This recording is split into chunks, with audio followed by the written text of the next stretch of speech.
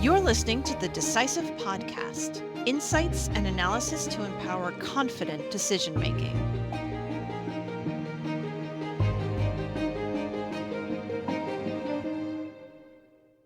Welcome to the Decisive Podcast, brought to you by S&P Global Market Intelligence. I'm your host, Kristen Hallam.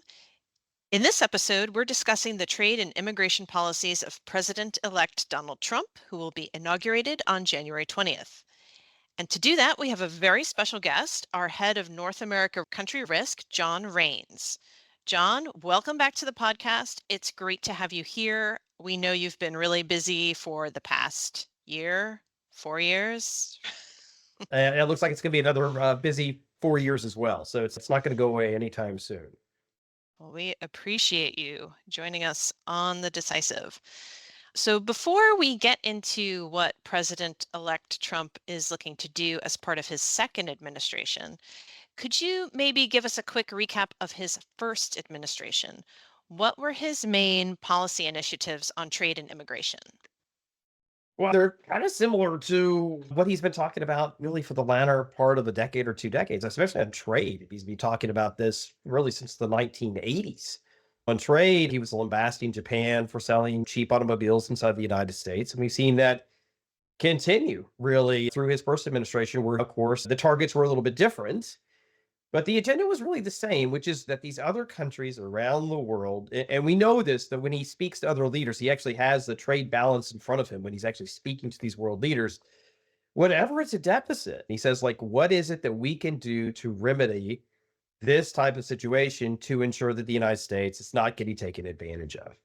And I think you see that time and time again, and that's one of his core ethos when you look at America First. And obviously, it starts off with the trade war, if you will, with China, and then of course, then the tariffs that we saw on steel and aluminum as well, and of course, those have affected country really across the world. And I think that's what we're going to see in the second term as well. And this similarly, I think, with immigration. So during his first administration, we saw a slew of different policies to curtail undocumented immigration, and some of that was relatively successful, and as well as additional policies are pretty much curtail even legal immigration or even pathways for legal immigration for those that are trying to enter the country as well. So it's been a kind of consistent approach that he's had really for several decades, and of course we saw that in force when he got into office the first term. So, John, let's dig a little deeper on these two topics, starting with trade. Trump has announced plans for significant tariffs on Mexico, Canada, and mainland China. What do you think are the strategic goals behind these tariffs? I think that there's a couple things that we're seeing from Donald Trump here. And I think one of the items is that he's serious about these things.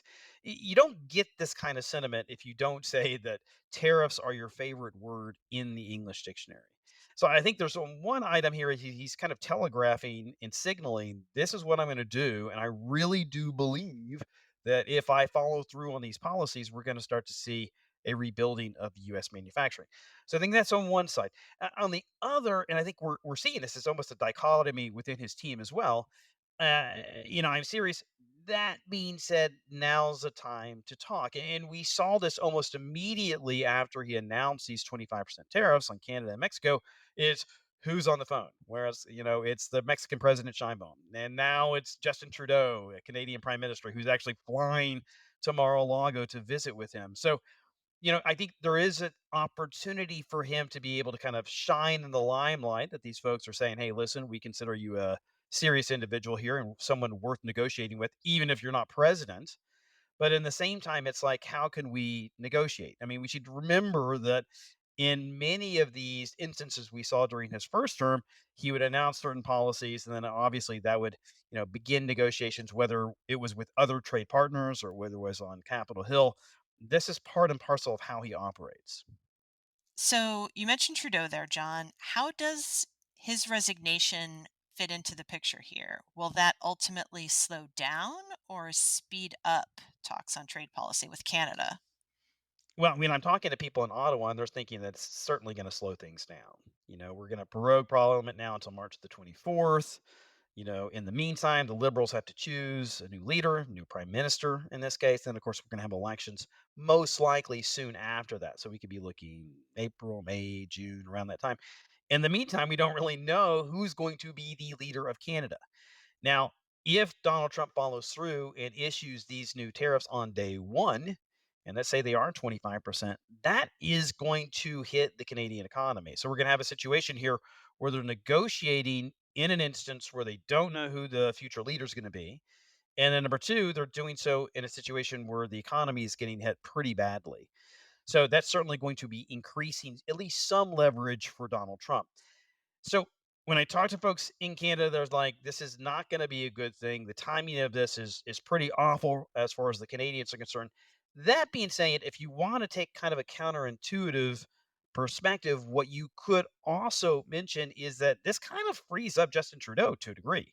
He's not going to be facing the voters again. Obviously, he would like his successor to be from the Liberal Party. But that being said, because it's a situation where it's no longer going to be him, does it present him opportunities to be a little bit more firm, to somewhat exit under his own terms, at least vis-a-vis his negotiations with the United States? So it's going to be interesting to see how this plays out. Also looking ahead towards USMCA negotiations, which will happen again probably later this year or as we go into 2026. Again, kind of stalls the momentum for that as well. So, John, how will we know if the proposed tariffs serve as effective bargaining chips in negotiations with Canada and Mexico? Immediately after Trump called for these new tariffs, we heard from Mexican President Sheinbaum saying she was going to increase efforts along the border. Canada itself has already designated some money for increased programs along the border as well. So already we're starting to see some movement here, and Trump can actually take some credit, and he really hasn't done much of anything at all.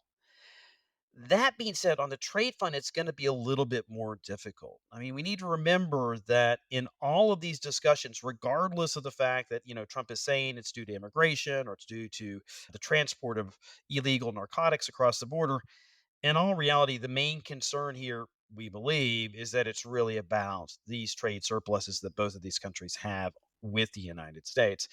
And that's where it's going to be difficult because it's going to be really tough to actually make up for these imbalances. But I do expect that what you'll see is at least promises to consume more US goods and consume more US imports for both of these countries. And then also, I think you're going to see, again, when it comes to overall trade policy, as both of these countries look outward in their free trade agreements with other countries, specifically Mexico and its trade relationship with China, that you're going to start to see some pretty significant pressure by the United States for them to reevaluate this relationship and ensure that, China or other countries aren't utilizing them as entryway vehicles into the United States. So, John, how might tariffs influence relations with these countries? Well, I mean, it's a great question because on some hand, what both Mexico and Canada have said in the past, especially now Mexico, and that we've seen this, in relation to what we've seen with China and also the European Union, is that you institute tariffs, you better be expecting that they are going to institute reciprocal tariffs as well. So I think what it's going to do is we're going to see a situation that starts to develop where there's kind of a tit for tat type of mentality until we can start to get negotiations on track. And of course, if negotiations don't get on track, then you really do raise the prospect that some of these tariffs are going to be higher for much longer than expected, as well as the prospect that we could see some inefficiencies there, as well as the possibility of some supply chain issues that start to develop over time. And it's certainly something that I think he's considering as well. Because remember, as I said, on one hand, he wants to kind of ensure that these countries can't take advantage of the United States, but he doesn't want to do so at the expense that it produces higher prices for consumers or disrupts supply chain so that the stock market takes a hit. Kind of his ultimate arbiter. And just to get back to something that you were saying earlier, John, how quickly could these tariffs come into force if not on day one? Yeah, I mean, and that's a big question because, of course, what he said in these announcements of these new tariffs against Canada and Mexico and China is that they're going to happen on day one. So he's going to declare a national emergency. I would imagine it's kind of between the lines, but declare a national emergency. Those type of things, which can be done through the Emergency Economic Powers Act, those can be done relatively quickly. Now, again, we've heard hints that maybe he might use other recipe or different items within the recipes to achieve kind of the same ends. Now, if he goes through either the 201 or the 301 or 232, there's lots of different mechanisms for the president to be able to raise tariffs on his own. If he goes through those are actually going to necessitate investigations, reporting requirements, other aspects of the legislation that need to be met. In that case, you're probably looking at, 3 months, 6 months, potentially even 9 months to implement the tariffs. And that's a big question. Does he want to wait for that long, or does he want to speed things up? Now, he can get political appointees to kind of move these things a little quicker, but those are going to take a lot more time to get done.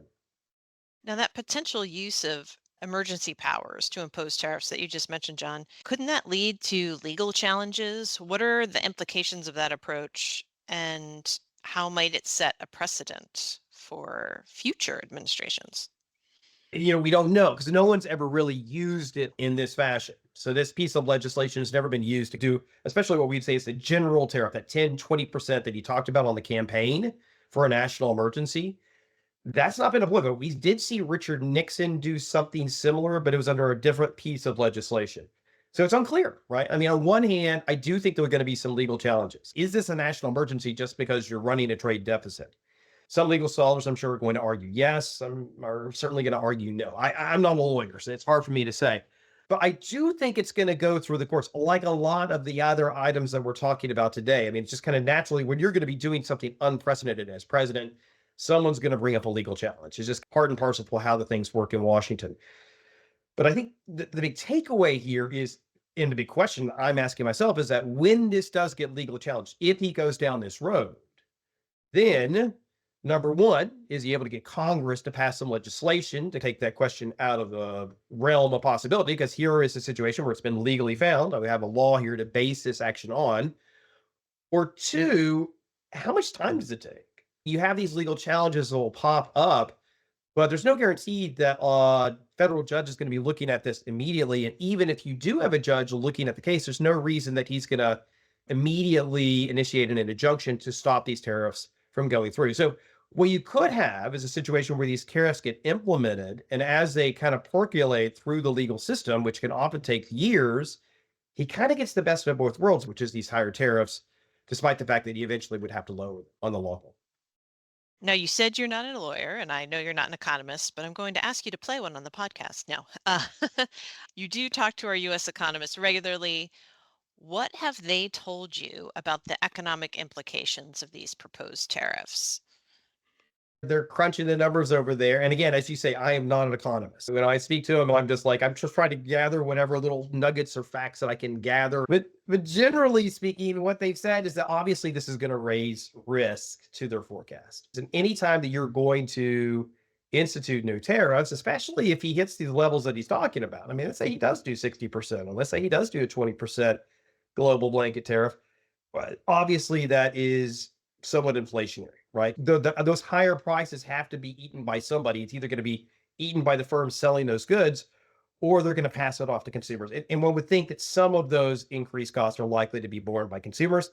And obviously that's going to be inflationary. Even in the case where these firms are doing it themselves and trying to keep market share, even in that case, right, they're paying more to sell their products. And so therefore we're expecting that they, probably increase prices for other types of goods they're selling to other firms. So if that's the case, we're looking at higher inflation, and we're also looking at the prospect that, it's going to be very difficult for the Fed to lower interest rates at the level that they're currently doing. There's going to have to be some kind of a pause as they look at the economic impact of these new tariffs. And so therefore you could really have some type of a hit on monetary policy. And therefore from that, we could see higher unemployment and then also slower growth that's derived from these tariffs. Again, a little bit early days because we don't know exactly how things are going to shake up, but that's kind of the initial read. All right, let's pivot now to immigration, John. What appointments has Trump made that could indicate his path forward on immigration? So we've had several appointments, right? In fact, one thing that we've seen from Donald Trump is he's been very quick in his appointments and nominations this time around, especially compared to his first term, especially compared to Joe Biden. But, when we're looking at immigration specifically, I get two that I think are really, really important. Number one is Tom Homan. It's his former acting director of Immigration and Customs Enforcement. That's going to be his new border czar. And then obviously we have Stephen Miller, who's going to be his new deputy chief of staff. Both of these individuals are really kind of taking a far tougher line when it comes to really doing interdictions, doing detentions, and also doing deportations. Remember, the overall goal for the Trump administration is to take the current level of deportations, which is about 250,000 per year, and they use about 7,000 border agents to achieve that, and quadruple it. They want to get that to 1 million a year, which is not going to be an easy task, especially if you only have 4 years to pull it off. So these guys are going to have to be really, really quick. But what ends up arising is that same thing that we talked about with trade, which is that yes, you want to do things quick. Yes, you want to do things in a manner to be able to really exponentially increase the number of people that you're deporting, but you want to do so in a manner that's not going to actually damage the US economy or damage US supply chains in the process. And I think that's that careful balance that they're going to have to weigh. And really, the president's going to have to weigh as he ends up making this decision as to how far to go, and then again, how quickly you want to go. So, John, what specific immigration policies do you anticipate will be prioritized under Trump's new administration? Really, what we're going to see is a massive change from what we've seen under the Biden administration, which really for the first 3 years or so had a much more liberal attitude when it came to undocumented immigrants within the US borders. And what you saw there was that really that kind of mentality of catch and release, which is if an undocumented immigrant got detained temporarily and they saw this person did not have a criminal conviction, normally they were released into society to await their deportation here. What you're going to see with the Trump administration is kind of a different attitude. And we saw this, during the first term as well. But I think it's going to be far more robust than what we saw even last time. Criminals come first, but that's a very small number of the people they want to deport. After that, I think they're going to start hitting people with existing deportation orders. That could be a little bit more interesting because for those individuals, the question becomes, where are they? Right. And then, secondly, what are you going to do with them? And I think that's one of the more interesting aspects of what he wants to do here. And the idea is that you're sitting there and you're like, hey, you have a decision you need to make. You're fighting your deportation order. You can either stay here or you can self deport and go home. Or if we have a final decision by a judge on a deportation order, we're going to kick you out, right? And if we have a country out there that's not willing to accept you, we're going to utilize punitive measures against that country, whether it be tariffs or whether it be, restricting visas or whatever, to ensure that these countries have incentives to be able to start taking these individuals back. I think this is going to be a core focus for them, and I think it's going to be a core focus for the better part of 4 years. Let's zoom into the local level for a second. How might state and local governments respond to the federal government's stricter immigration policies? Are we likely to see pushback or support, John? It really depends on the locality, right? And it depends on, where you see the ledger of whether these particular local politicians think it's in their favor to work with federal authorities on these immigration issues, or whether they feel like there's constituencies there that are really wanting them to be able to restrict assistance to these federal outlets. I think what's going to be also interesting on top of that is how do these federal authorities then, especially individuals like Oman and also Stephen Miller, what do they instruct the federal government to do in response? And that's going to be an interesting line of friction as we go forward, as well as with governors who are going to be asked to mobilize National Guard units. And if they don't do so, again, how is this federal government going to likely respond to that attitude towards this type of initiative? Something to watch for sure. Let's zoom out again and talk about what is this likely to mean for businesses? And you've already given us some hints along those lines, John, but are there particular industries that could be disproportionately impacted by these immigration policies? Yeah, there's several, and we've been looking at a few of them. And again, I mean, it depends on how this gets implemented. If we're looking at something where it's going from 250,000 deportations to say 400,000, right? It's not necessarily going to wholesale impact entire sectors of the economy. So, I mean, we need to realize that it doesn't mean that we're going to see suddenly a recession in these industries or in the United States at whole. But obviously, there's industries out there that are heavily reliant on undocumented workers. And, we can give you a list. Number one, agriculture. Who's going to pick those crops? Who's going to process those crops? Who's going to can those crops, right? So that's a big question. We don't know. Another sector we're looking at is construction.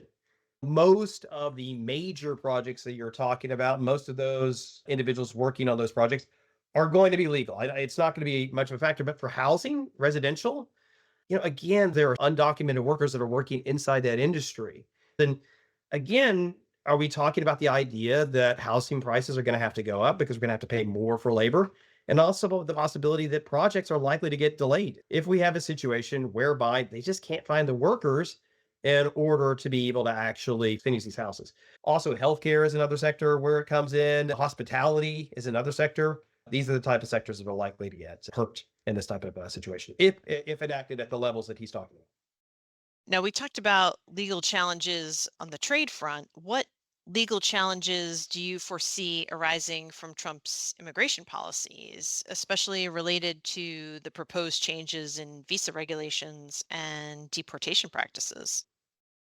Well, anytime that you're dealing with a subject matter where some of the activities that he wants to pursue are somewhat unprecedented, you're going to have legal challenges. We saw this during the first Trump term, where it seemed like every single type of immigration program that he started or tried to rescind was legally challenged. Some of them were successfully legally challenged. So, think of the Muslim ban that was implemented, I think, within the first month of his presidency, gets challenged legally, goes to the courts, and ultimately the courts find against the White House. So they have to do it again and they do it again. And eventually, what we've seen over the last year is once you get the lawyers involved and you do this in a much more thorough process, usually the courts will actually sign on to it. So I think there's a good chance he's going to win in court. But regardless of that, it is going to find itself in a process which could even take years, like we saw last time, where oftentimes, many of these decisions didn't come down until like year 3, year 4 of the Trump presidency. And then they go to the Biden administration, who pretty much just does away with them as soon as they come into office. That being said, yes, without a doubt, we're going to see various pro-immigration groups coming out and saying, hey, listen, this is not legal. You haven't done this the right way. And they're going to be legally challenged across the board. So, John, how might Trump's immigration policies affect relations with countries that are significant sources of immigrants to the U.S.? I mean, you talked about Mexico earlier and Trump's conversation with Scheinbaum. Tell us a bit more about that.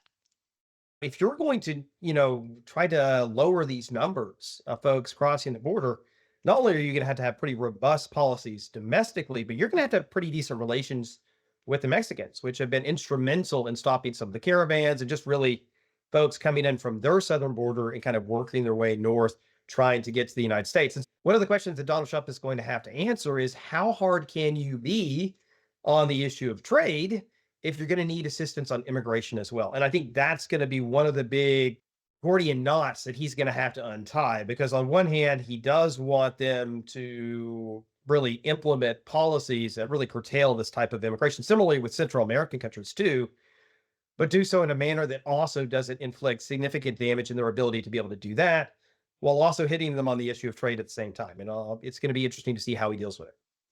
Well, to sum up our discussion here, John, what should we be watching for in the first 100 days of Trump's new administration on trade and immigration?